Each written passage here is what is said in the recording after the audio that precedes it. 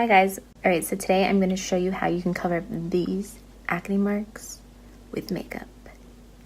Alright, so I'm going to use the NYX color correcting palette. This is the one.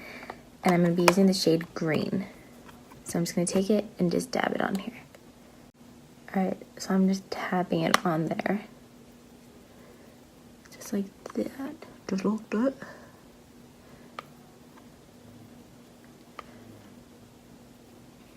Okay. Alright, so now I'm going to take the Huda Beauty foundation. This is in the shade Custard 220N. So I'm going to put a little bit on my brush, and I'm just going to tap it on there. This is a very full coverage, so you just need like a little bit. Just tapping it.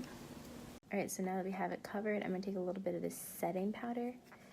Setting it.